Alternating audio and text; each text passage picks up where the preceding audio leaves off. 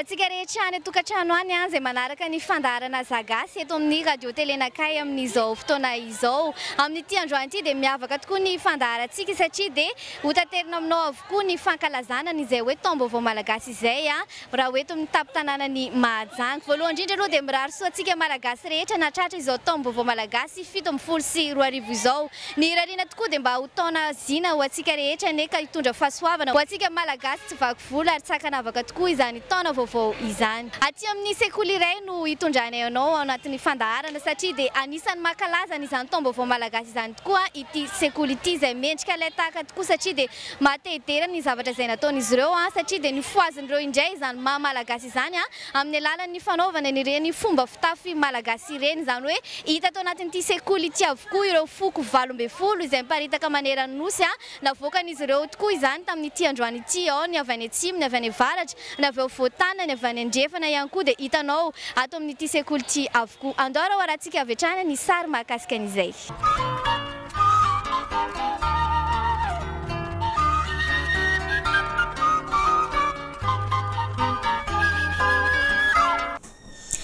Araka ny hitantsika amin'ny sary zao tokoa dia mahafinaritra ny mijery azy ireo satria dia hitanao ato amin'ity sekoly ity avokoa ny foko 12 izay miparitaka eran'ny Madagasikara kanefa dia mitambatra ho malagasy iray ihany. Hitanao avokoa ny any avy any avaratra, ny avy any atsimo, na ny atsinanana, na ny andrefana dia hitanao ato amin'ity sekoly ity avokoa. Ankoatran'izay ihany koa dia anisan'ny zava-dehibe amin'ireo fomba telo na ny zavatra izay tanterahana rehefa tonga izay taom-baovao malagasy izay ny tsodrano. Ka dia nandritra ny fotoana nandalovanay taty an-tsekoly ihany koa dia nanome tsodrano an'ny vahoaka malagasy na firarian-tsony marimarina kokoa ireto mpianatra sy ny mpampianatra na ny tompon'andraikitra avy ato amin'ity sekoly ity. Ho rahantsika avy hatrany ary ny firarian-tsoa izay nomeny izy ireo. Voalohany indrindra aloha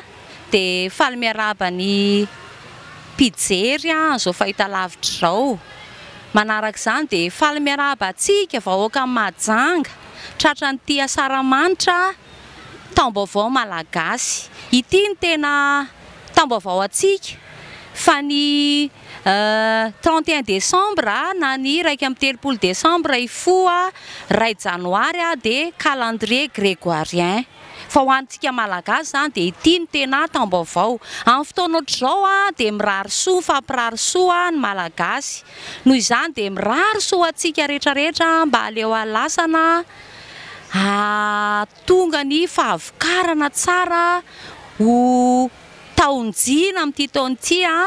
ny ankizy ho afaka fanadinana ny fahasalamana ho avy amintsika mianakavy ary ny fahombiazana dia ho antsika vahoaka malagasy amin'ity taona ity. Dia manaraka izany koa ny taom-baovao malagasy moa zany dia natao ihany koa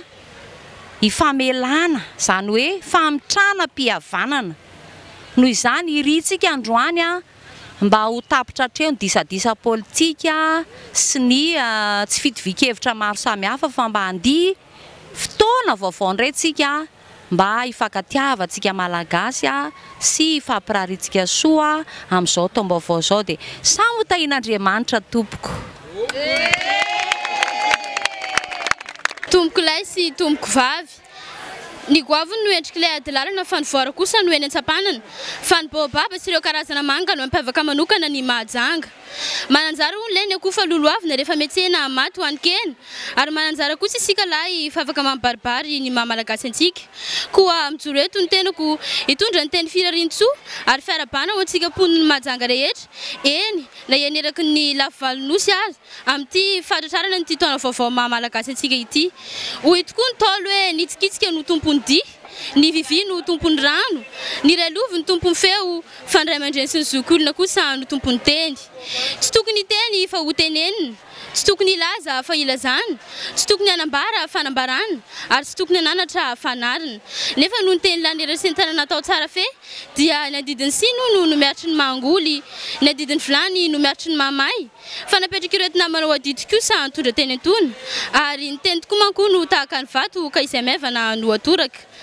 Manaraka izany dia mba manao azafady koa ao satria miteny eto ny lohanareo zoky sy ray aman-dreny. Manao azafady tompoko lahy fizany fomba manam-panahy fanahy manao azafady tomboko vavy fa hiteny foy eto anatrehanareo mianakavy koa mba hialatsiny koa satria tsy tsara ny miteny tsy avatsiny satria tsy misy matanjaka tahaka ny amboa ono fa vokorankena izy mandry lalana tsy misy matsilo tahaka ny saka fa rehefa vokotrondro izy renoka ihany tsy misy mahay mandeha tahaka ny akoho fa rehefa mandeha safy tsy maintsy solafaka ary tsy misy miala mihoatra mpangalam-pihinana fa rehefa mikorotana ny takotra mivadika ihany ny ambavafony ary tsy misy malama vava sy mahay miresaka mihoatra mipikabary fa rehefa tsy miala tsiny izy dia tahaka ilay mitratrevatreva fitondra fiarakodia ka sady miankavivy fitampamiliana no tandreva-panisapanisatra ka ilay fitaovana mbola ampiasaina no nanjaro naningitra ny aina koa miala tsiny miala fondro miala saloy fito rehefa afaka tsy ny fanala ny vava ny ala mifondro nandodona dia andeha ho toronan-kasin'Andriamanitra satria ny tendrombohitra tokoa mankono no tsy mihoatra ny ankaratra ny lembalemba tsy mihoatra ny lempona ny renirano tsy mihoatra ny kopa ary ny avo tsy mihoatra ny Andriamanitra fanantsika izao nefa tsy ataontsika tahaka ny androngolay mamango sobakaka ka ny mpamango motra ny vangina tezitra fa andeha ataontsika tahaka ny fodilay mamango ray lovy ka ny mpamango misiotio ka ny vangina mirahira ny tonga tsy miarahaba tokoa mankono namany tezitra ny lasa tsy manao veloma namany sosotra koa mafaly anay ny miarabantsika rehetra malagasy rehetra natratra ity taona vaovao ity oengane ho tantarehan'ilay nahary daholy ny faniritsika rehetra ary ho lavirary izay kasaitsika amin'ity taona vaovao ity farany raha be tokoa manko ny orana mety mampisy olana ary raha be ny teny mety mampirediredy ny fiafarany omby no hena ny fiafarany kitay no lavenina ny fiafarany vavaka amenina fa fiafarany teny kosa misaotra tomboko lahy mankasitraka tomboko vavy faly miarabantsika malagasy rehetra indray anatratra nyity taom-baovao malagasy ity dia ho taonjina ho antsika rehetra ny ity taona ity ka ny soa ihany no ifanesa dia izay ato amin'ny classe terminal mpianatra ny lycée Philibert Ratsirana dia mirary soanareo tsirairay avy.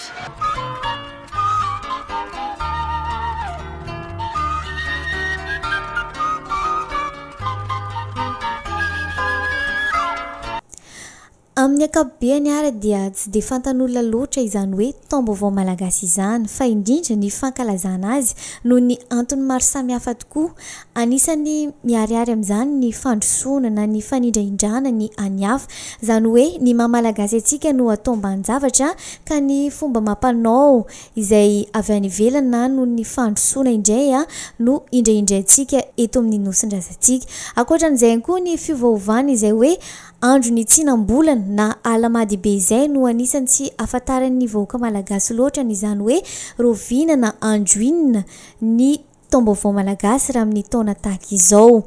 Eo ihany koa ny tsy fampafantarana mialoha ho an'ny vahoaka hatrany hoe izao no hetsika fankalazana amin'ny daty tahaka izao ihany koa no anatanterantsika an'izay. Anisany lesoka lehibe ihany koa ny tsy fisiana izany hoe fankalazana isa-paritra izany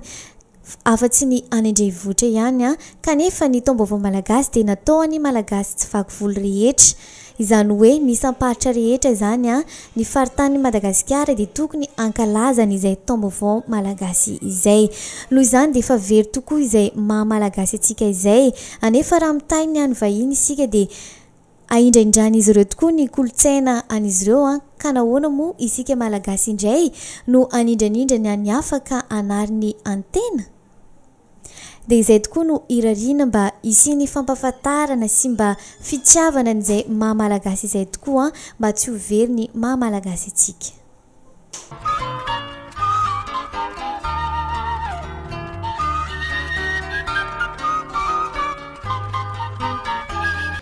Tsy zany eto amin'ny sekoly Philibert Ratsiranana ihany nefa isika fandondrera ho antanitsika ny hevitra ireo izay sendranay amin'izay fahafantaran'izy ireo mahakasika an'izay hoe taom-baovao malagasy izay.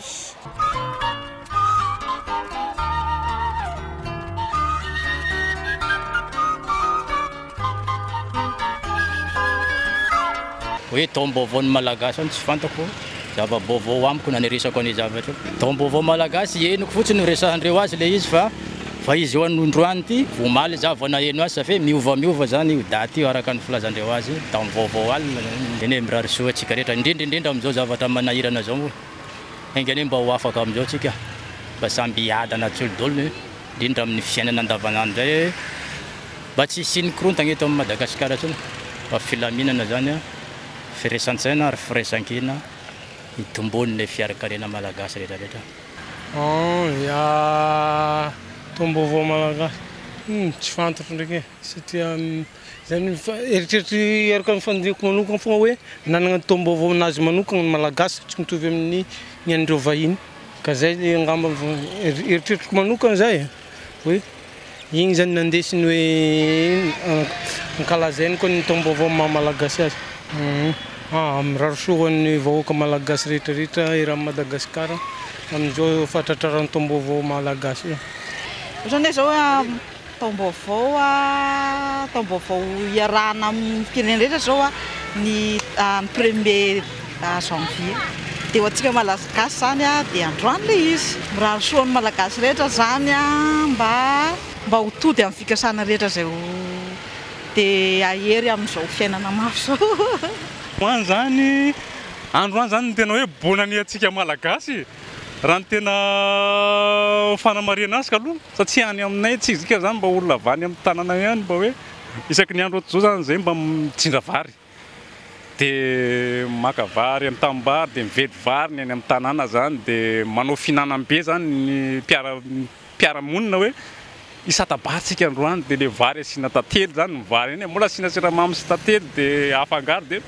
miara-mihinana dolodolo tsy hoe tia ny volian'ny anankiray na tia ny volian'ny fa miara-mihinana amin'ny le koveta be daholo ny rehetrarehetra dia miara-mihinana zay zany le hoe vary tondraha tantely dia mirarosoan'ny voaka malagasy rehetra zay mahatsapa zany fa malagasy mba mirarosoa amin'ny voaka malagasy mba tsy ohatr'izao tsony zany le fiainana fa mba hiova mba hidina natao hoe telondrato tsy ho telondrato tsony ny kapoaka fa mba ho efadrato zany ny kapoaka fa zamako ny kapoaka fa fitondrato raha ataontsika telondrato matindray le tatsaha fa mba ataontsika mba any amin'ny efadrato zany mba sahazana ny tsatsaha mba tsy maty ny tsatsaha mba tsy maty tsika ety amin'ny vilona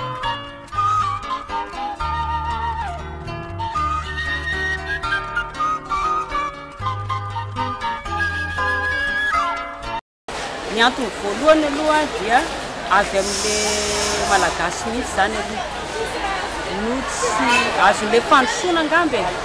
ny fandrosoana zany no mahazo vahana dia miadiny tsikelikely zany ny maha-malagasy fa ny taom-baovao malagasy zany dia efa nisy hatramin'izay satria izy io ny mpanandro no mandinika ny kintana sy ny volana dia mametraka an'le izy tonga eo amin'ny tsinam-bolana ny alamady dia mipetraka izay taom-baovao zay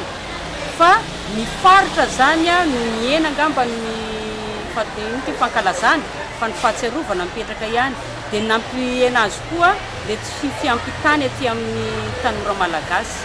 izay famelomana aty amin'ny tanora satria araka ny radidradraina hoe ny tanora no ho avy dia aty angamba ny setra voalohany famelomana ny soatoavina malagasy anisan'izay ny taom-baovao malagasy velomina ao amin'ny ankizy aloha ny fitiavana aloha no maha izy azy dia ao anatiny izao ilay fankafizana n'ilay fitafy malagasy dia manaraka avy eo koa ny kolotsaina malagasy dia anaraka eo ihany koa io fitsingerenan'ny taona taom-baovao malagasy io dia izay ny sosikevitra avy ety aminay mpampianatra satria ny mpianatra no mpitondra raha pitso dia raha zareo ny mpitondra dia mety ho alefany zareo ofisialy mihitsy angamba ny taom-baovao malagasy tena misy antony manokana ny nanaovana an'izay mba ho fampidirana ao an-tsainy ankizy ny mahazava-dehibe ny soatoavina malagasy dia nosantarina zany amin'ilay fanaovana fitafy malagasy zany le izy satria somary atolotra ihany zany le fanomanana dia izay aloha ny fiaingana